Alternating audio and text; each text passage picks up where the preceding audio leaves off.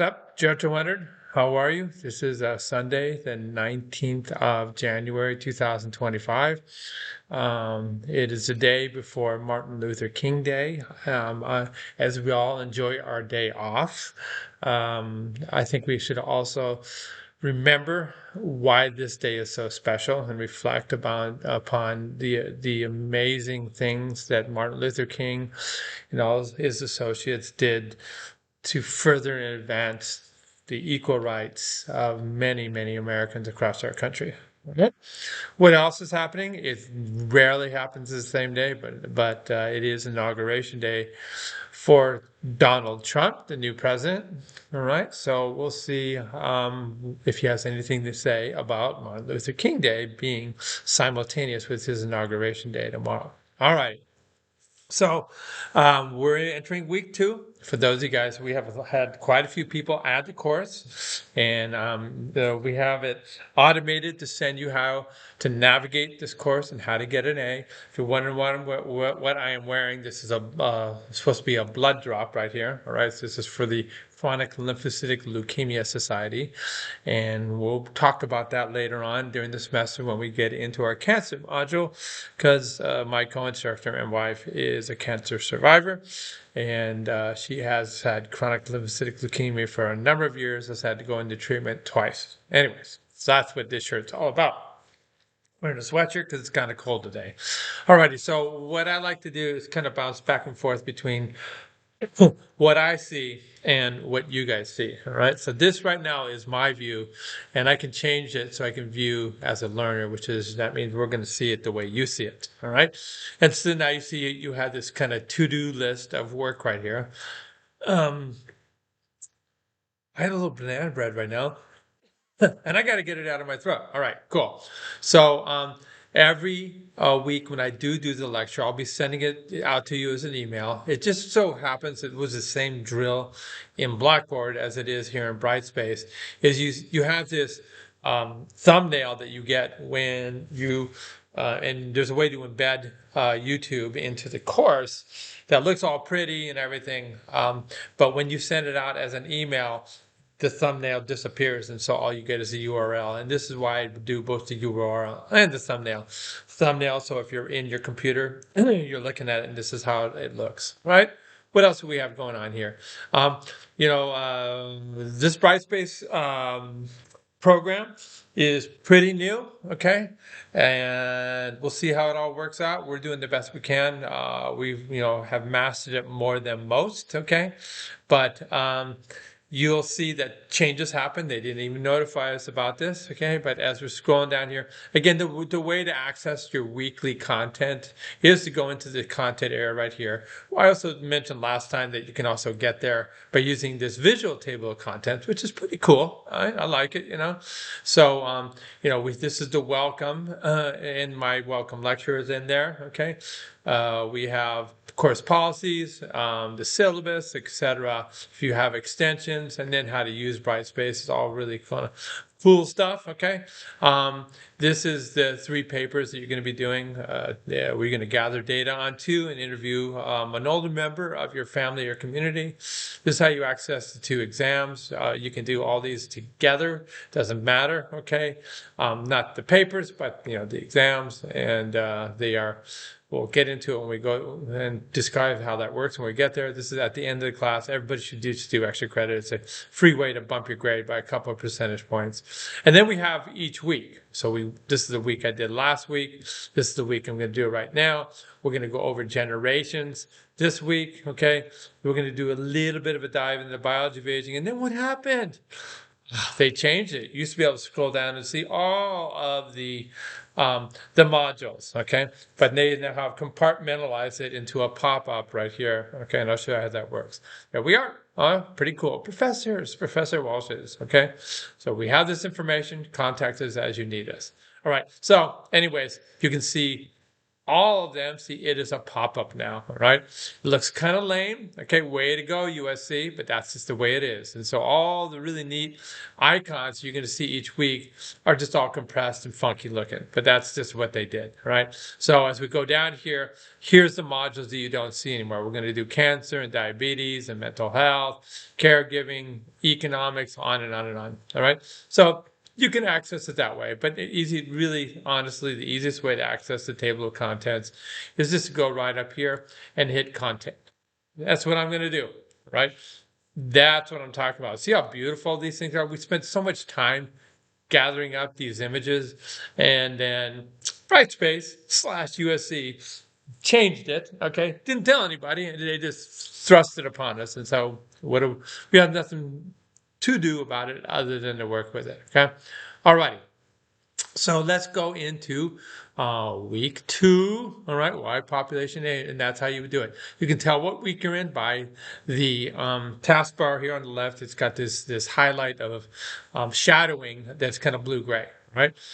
Next week, we're going to do generations, and that's what that looks like, okay? All right, awesome. So I'm going to go into week 2, okay? All right, boom.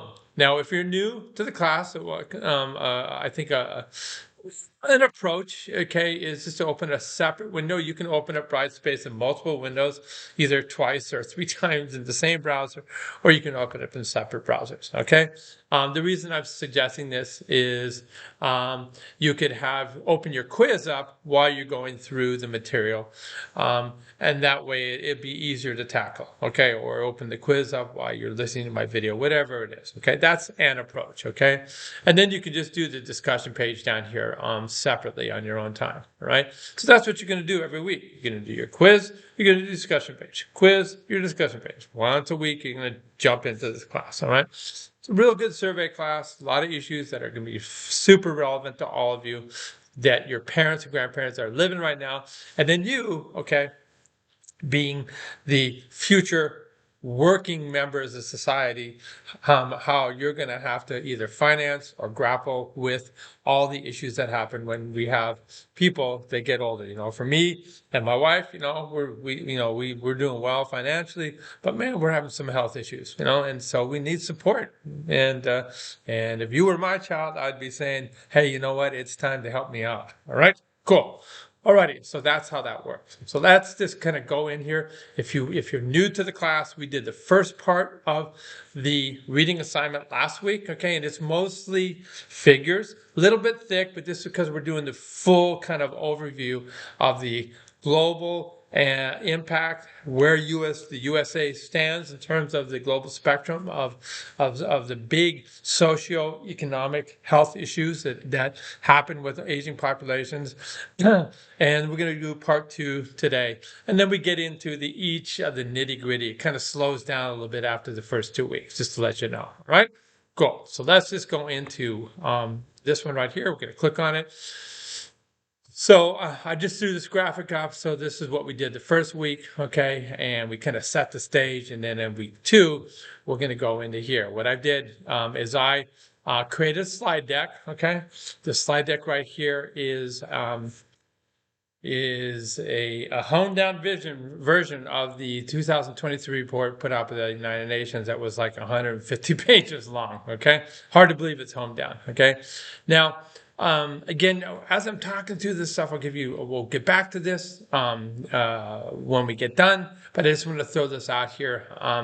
So we're looking at, again, this is where all the data is gathered from this group of 37 countries that are well-to-do, all right? They're financially doing very well. They're called developed countries, all right? And so they are kind of ahead of the curve in terms of how to economically deal with this global aging impact, and really, you know, in terms of their own domestic issues, okay? But for us, our own domestic issues, all right? And that's the Organization of Economic Cooperation and Development, or OECD. So they gathered the data. They had the money to finance it, and they went out there and gathered the data and looked at these 37 developed countries that are doing pretty well. And then they looked all across the world at developing countries, you know, that are very poor and don't have infrastructure, but are having this acceleration in aging population population because science and medicine creeps in, okay, to these countries, of course, and so people are living longer, right? But they're not really set up to deal with it. All right, one of the big issues is how do we finance people through old age, okay? And that's what I'm showing you right here. We're going to reflect on this in the reading. So we're looking, all the way across the board. This is the average right here, okay, of OECD, okay, all right? So these are the countries that got to have a little bit more together right here, all right? And we're looking at how much the government finances public pensions, okay, public expenditures as a percentage of the total finance or the total bank that is that country, all right? So we can look at right here, if we look at the annual budget of Italy, the annual budget of Greece, you see that you're approaching here 17% of their budget is going towards government finance pensions. I mean, it's like our Social Security, okay? That's a big issue. That's a lot. That's a huge percentage because we can look across the board. They're outliers here, okay? But this is the average, about 8% is going towards that, okay? How do we stack up? We're at about 7%, okay? And that 7% includes not only Social Security, but it includes the pensions that are paid for police officers, fire department, firefighters, government employees, so all city workers, state workers, Congress, okay, Senate, everything under the fold of government, they get government pensions, okay, separate from Social Security, all right? So we see here that we're kind of actually on the low end, okay? And about 5% of that is Social Security, and I indicate that down here, right? So we can look at a number of countries here, looking at both public and private, okay, expenditures as pensions. Now, there aren't too many, we're going to go into this, not too many companies that offer pensions. So this is why this is kind of on the low side right here. But this is, public is right here. So this is, in this case, a little bit earlier, but it's, approaching 7%, what we see here. And then we see this is how many, we see that about 4% of the pension is coming from private. Okay. And we kind of go through right here, people who work for government, for example, water district, city workers, state and federal officers, they get a public pension. Okay. We have Social Security. Okay. Private pensions are offered by some of the big companies, the S&P 500 companies, okay, that you hear in the stock market, Ford, Bank of America, et cetera, like stuff like that, okay? And most European countries offer a guaranteed public pension, and that's what we're looking at over here. You see over here, France, very little private, everything is light blue public, and a fairly high percentage, okay? All right. That's just to kind of give you some reflection, okay? The problem is, okay, people are getting older and older and older, so we have fewer and fewer people, okay, that are paying in to the paycheck that is Social Security or what other types of pensions that exist. And this is looking at our country, the same deal is happening in terms of the pension systems in Europe. So you get to the point that because it's not like the money's just sitting there, it's kind of pay as you go. So what's happening is the money goes in and then immediately has to go out to somebody receiving Social Security. And as the benefits rise, and they're really small, but we just have more people that need Social Security because people are living longer. We have fewer and fewer people that are the working age, and then as a result, more of your paycheck is going to be going into paying for Social Security. All right, that's kind of the nuts and bolts of that. So let's just kind of look at this right here. There's a little bit of redundancy here, so I'm going to scroll down here. Again, this is the big report, right, guys, my friends. And so we'll go over here, and I'm going to go over here. So we did the first part, and we're going to do the second part. Again, the data comes from these, roughly 37 countries that are well-to-do, all right, developed countries, okay? And they have economies that are ranked very high, but they are worried about reducing poverty and having sustained growth and better quality of life worldwide. All right, so we set the stage here. I'm not going to repeat this. We know that we have this huge thing, more than doubling from 21 to 2050 of people over 65, and we see a tripling in that same time period of people over the age of 80. And the older you are, the more you dependent you are on care and financing, et cetera, et cetera. So this is something to wrap your head around, okay?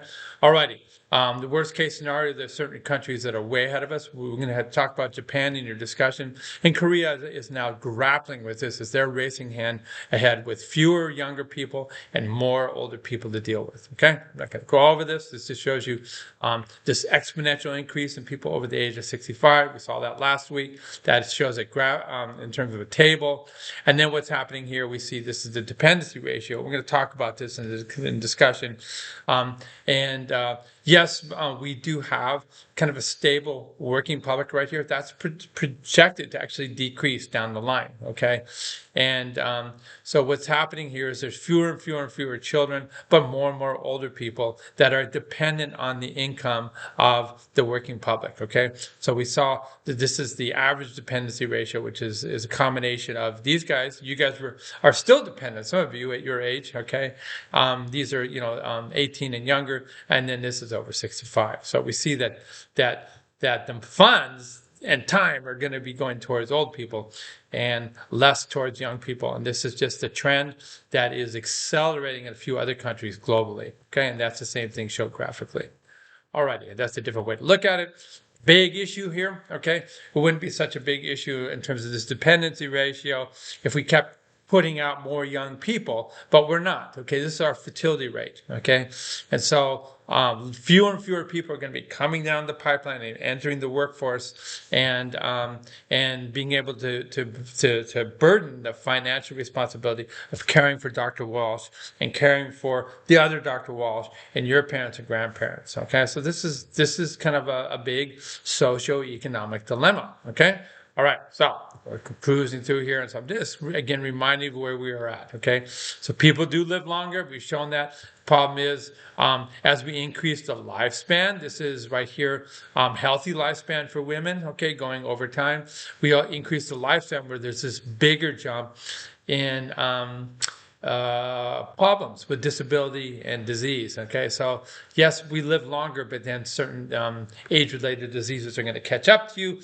Cancer, vascular disease that causes kidney failure and heart attacks and stroke, and then all the dementias that are associated, all the brain diseases associated with dementia. Okay, awesome.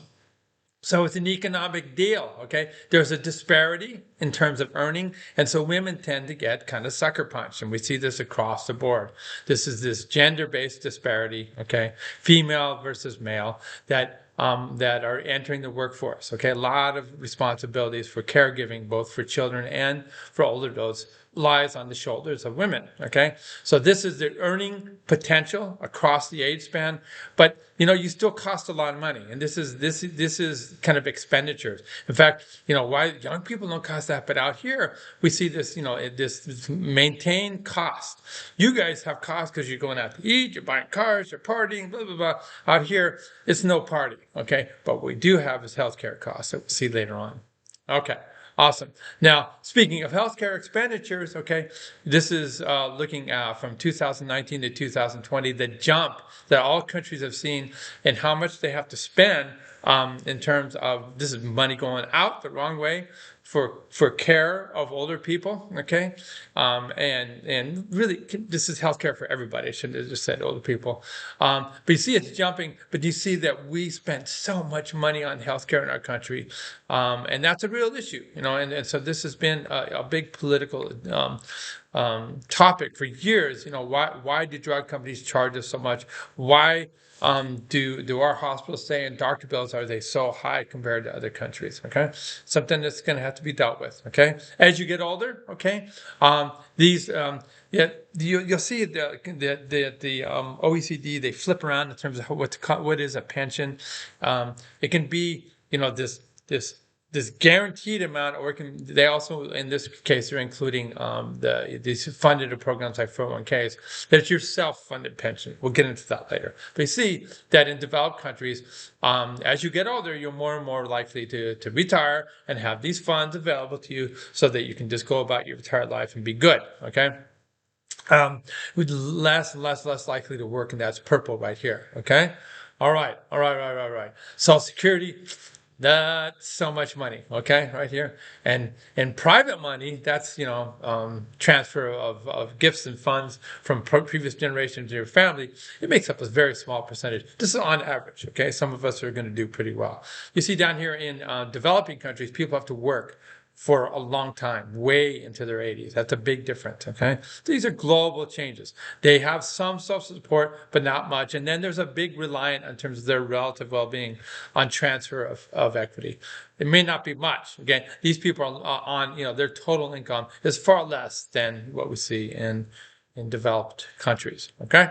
Awesome. We're going to scroll through that, all right? We're going to get out of here. So we now have set the stage again, and we're going to now look at this latter part. Okay. Now this particular, when you look at what I've highlighted here, basically we have major class disparities. Okay, in income, ability to live healthy, and in physical health. Okay, and it's problematic across our country because we see this. It's a continuum. Okay, I'm going to just reduce this a little bit more so we get this full page right here. So we're looking at this page right here, and it illustrates the effect of cumulative advantage and disadvantages. Okay, so we look at early childhood. Okay, so this is in poverty and this is in wealth. Okay, rich people get better things. Okay, so in early childhood we have more money to invest in nutrition. Okay, access to healthcare. People that are poor find healthcare unaffordable. They have poor nutrition, etc., etc. Okay, I can go to the highest quality education. Starting with K through 6 if you want, then junior high and high school. We can pay for it if we want, okay? Or at the very least, we live in a community like Laguna Niguel where our public schools kick ass compared to people that live in parts of South Central LA. It is just a reality. So now we have low quality education, and you see the divide begins, okay? Working age, okay? I'm going to have higher earnings, okay? I'm going to have all kinds of protections, okay, that are built into my society. Lower earnings, okay, and very little social support in these poorer communities, including things like healthcare, okay? In the end, I should have better health, okay? And I'm going to have a ton of money, okay, so that I can live well, or if I have health problems, pay for things, approaches to fix it. Not the case here. So you can see this, when we talked about affirmative action, the whole point of affirmative action was to even the playing field, get it over here so you have less of this going on. Okay, that was, of course, struck down by the Supreme Court, and so we got to figure out new ways to make this better. Okay, all right. So this talks about, some things that we have to think about right here, okay? Older persons, okay, older women that, and children have lower levels of economic well-being. It is what it is, okay? And, women, we saw earlier that they're less likely to earn the same amount. I just talked about doctors in my upper division class for pre-meds. And female doctors make less than male doctors. They have less income earning potential because so much of the burden of care of children and parents lies on their shoulders. So they miss hours and things like this. We're looking, across the board. Okay. So we got to think about this, okay? And that's what the whole point of these little boxes are. So I'm not going to read them for you. You guys look at it, okay? All right. So we're looking at developing countries, okay, like Venezuela, okay, Honduras, okay, maybe somewhere in Southeast Asia, okay, and then we look at developed countries like France and Italy and Canada, United States, okay, and we're looking at these are the age groups: young kids, 0 to 14, 65 years of age, right here, okay, and everything in between, okay, and what percentage of the population in a developing country is living in poverty? This makes me, of course, sick to my stomach that, about 10% of the population roughly across the board is living in poverty here in developed countries. But you see here that it doubles in developing countries. Okay, and this is why people are fleeing these countries. Okay, and their level of poverty is actually much more significant than what we see in our country. Alrighty, so this scale changes. I don't know why they did that, but we're looking at people that are 60 to 80 and 80 years of age and older in developing countries. Again, 10 to going on from 10 to 14% of people that age live in poverty. Okay, and there's a criteria for poverty based on the comparative income in that country. And then we look over here in developing countries, it's more like it's double, approaching triple, okay, in developing countries. So these older people are much more likely to live with the families and form family collectives. Okay, all righty. So what we're looking down here, okay, the left figure is developing, the right figure is developed. Purple shows countries where people over 65 routinely fall into poverty. The green ones show where people over the age of 60 are financially better off than working age. Okay, so not too many. Okay, so whether it's where it's developing or developed, you see the older people are falling into poverty. You see here the more affluent countries right here, then that's not the case. Okay, all righty, but it's just another way of looking at wealth and poverty as a function of age. Same drill right here, okay? Just a different way of looking at it. The other one was a bar graph, looking at individual countries. This is looking at, worldwide, okay? And we're looking, in this particular case, looking at developed countries, okay? And you see the percentiles of people that, as a function of age, okay,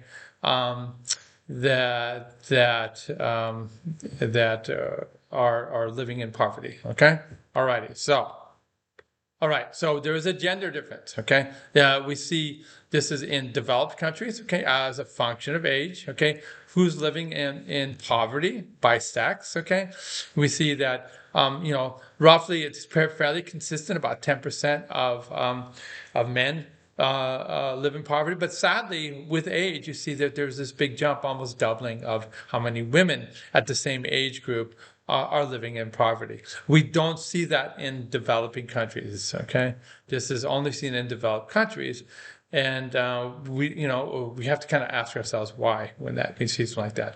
Older people in general report lower life satisfaction, fewer social interactions, and less social support than working adults. Okay, and that's going to affect you. The number one factor that predicts a long and healthy life is your support systems. Yes, exercise is important, diet is important, because you're more likely to exercise and diet if you have a good social circle. Okay, all right. So when we look at this social support, okay, education has consistently emerged as a primary determinant of health and well-being throughout the life course. That kind of is intermingled with the social support. So if we look over here, we're looking at developing countries right here. Okay, we're looking at developed countries right here, and it's no big surprise if you're looking at who's living in poverty. Okay, in developed countries, people with high levels of education are only 5% are living in poverty. People with low education are about 17%. But you see over here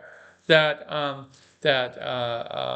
a lack of education is a significant risk factor for being in poverty in developing countries.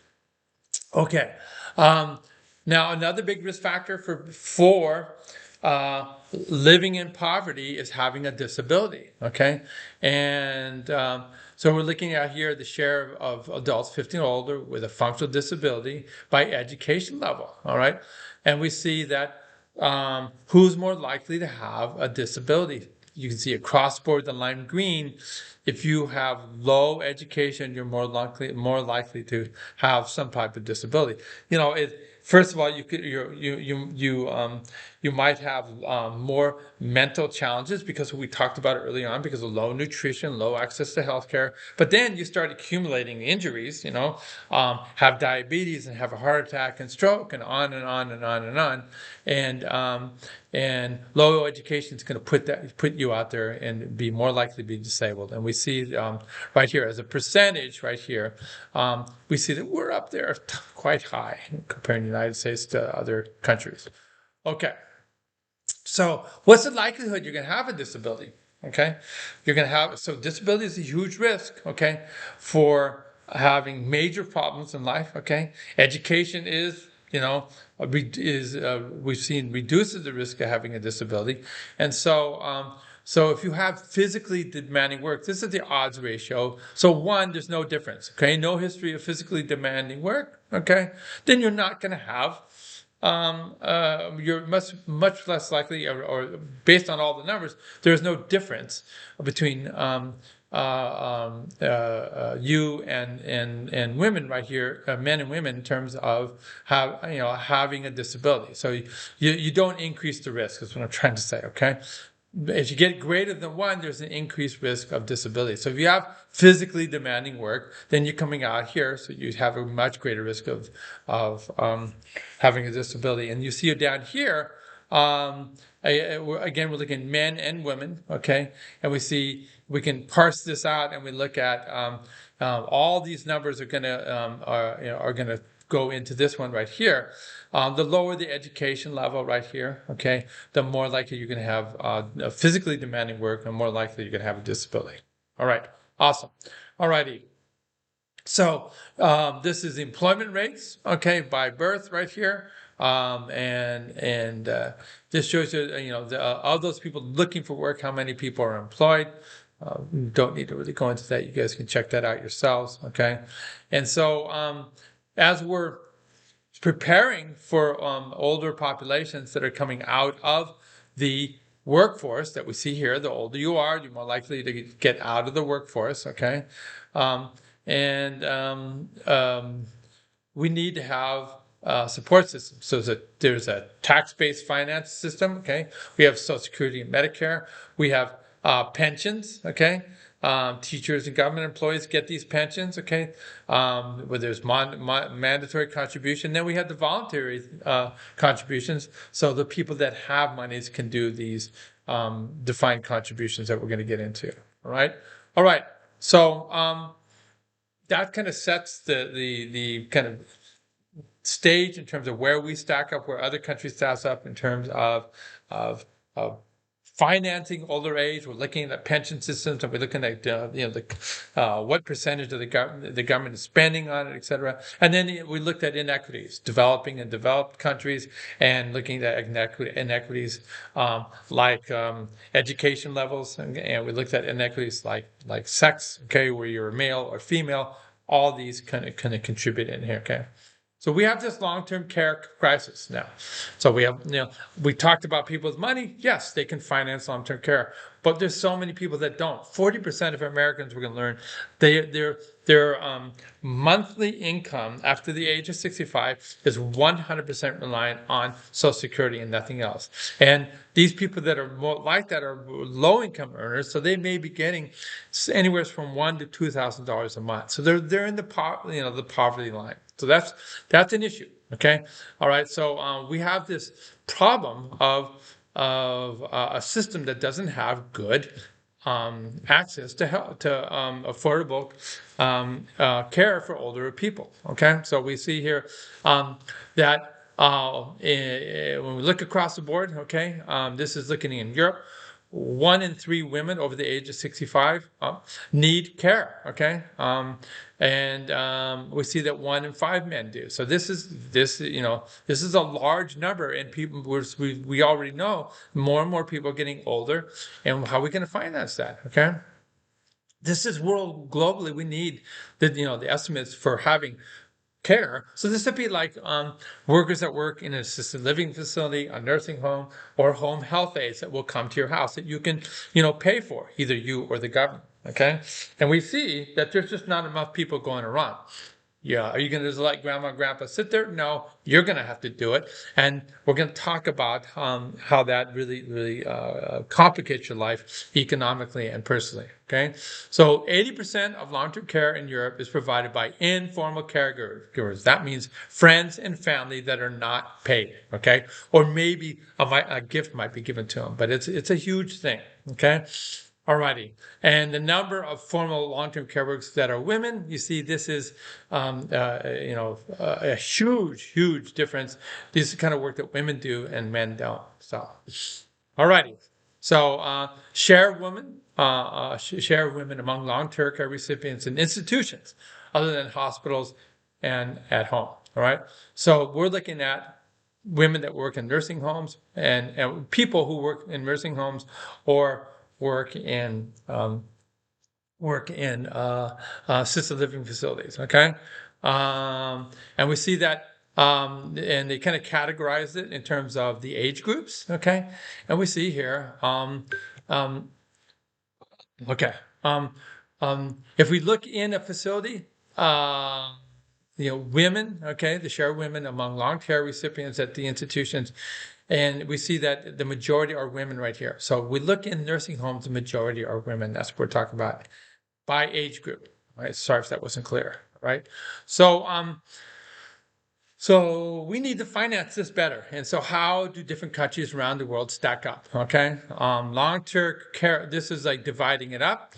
And how well countries are financing this. And when we look at, and you can look at this in terms of, how everybody stacks up. Okay. So in terms of where your older people are going to end up. We're going to have people that receive long-term care at home, all right? So this, you can see this is more likely here in these countries, Switzerland, Germany, or people that receive long-term. These are all paid care in something not a hospital, like a nursing home or an assisted living facility. You see the majority here is long-term care at home, okay? Then we see down here, the United States at the very bottom. Okay, and that just means that we don't have enough facilities. We don't have a good plan for care. And so that means the care for our older members lies on the shoulder of friends and family members. Okay, so we're miserably low in terms of access to these to care. All right, awesome. Okay. We're looking at the deficits in long-term care, and this is, worldwide, okay, right here. Where we need this is look at the estimated number of formerly employed long-term care in purple and the deficits at worldwide. And we look across different regions, okay. See, Africa doesn't have enough, okay. But across the board, more numbers are needed, and that's what that's all about. Okay, this looks at the time that women and men spend on unpaid care work for household members. So my kids helping me out, okay, you helping your grandparents out, and we see that across the board here. We look at female versus male. Okay, you see that the majority of women, purple, female, male, are being unpaid. Okay, then we look at who's doing it for pay, and again, this is looking at minutes per day. Okay, and you see that women do it out of goodness of their hearts for the most part. Okay, so we need better strategies, and this is just from their surveys. The purple is, do you have a strategy? And Europe is working on it. The green is no strategy, and the gray is nobody reported. Okay, but you see a lot of countries are not ready for it, and that's what this is showing right here. Okay, awesome. Okay, government spending and household out-of-pocket payments for long-term care, and we see we're at the bottom over here. Okay, again, that kind of reflects on what we saw earlier when we were at the bottom of participation in long-term care. So that just means that that the care the burden lands on your shoulders, and this is how much government spending. Again, for a supposedly the leader of the world, we spend an abysmally low amount of government money that goes towards not only care for older Americans, but we'll see later on for stuff like childcare. So that's a huge issue. All right, cool. So that's the basics of that section of the course, okay? And if we come back over here, I'm going to go right here. You then are asked to kind of grapple with this a little bit and look at examples of this in your discussion board. Okay, so we're looking at we saw some countries were really not ready, and that's because of how quickly. That's what this figure shows. How quickly the percentage of people over 65 doubled And you see that France, it took a long time so they could have a plan. They got prepared. But we see countries over here that it was just light speed that kind of occurrence happened. We look, in terms of raw numbers, okay, the growth in terms of millions of people. You see that looking at India and China, okay, the growth of population over 65. So it's a huge issue. So this is knowing this, if this is also a business opportunity for you guys if you decide to get into this type of work, develop long-term care facilities or agencies that are home health aides. Okay, alrighty. So. Then we look at some examples here. So you can look at the crisis that happened in Japan. Okay, there's 2 videos for you to watch. Kind of cool. After you watch this, you can read this Business Insider article. If you have it, you can access it if you have a subscription. If not, we have the PDF file of it right here. But this is how we want you to kind of think about what's going on, the impact of aging, the changes in fertility, what it does in the economy, what's your take on all this? Okay, what's it going to do to you? Okay, and so they talk about the crisis in both of in both of these videos in Japan, and some of the opportunities and solutions they come up with, and that's also shown in right here. Okay, and in this Business Insider article, they also talk about what it's done to young people and how they have to work so hard. And we can kind of cruise into this article right here. There it is. Okay. So they go over, a daily routine and how impossible it is. Japan was like, go, go, go, go, because they had to recover from World War II. And as a result, people said, you know what? We're going to get into the workplace. We're going to drive our economy. And as a result, they said the best way to do this is just not have kids, okay? And that culture continue on. And so now there's very few young people around to care for older people in this country, all right? So there are a bunch of initiatives that we talk about right in here. And some of the consequences of this, okay? So we see right here in Japan, by age, remember we're looking at the dependency ratio before. You see right here, more and more older people here, very few children, but because the long-term effect of not having kids, see the working age population is going on here. So you see right here the population decline overall in Japan. So it came up right here, okay, and now it's going down, down, down, down, down, down. So there's a huge population decline that's happening in Japan. Okay, all righty. So this just goes over the issues. Women get punished because they have to work and have children. They're talking about that right here. Kind of happening in our country as well, right?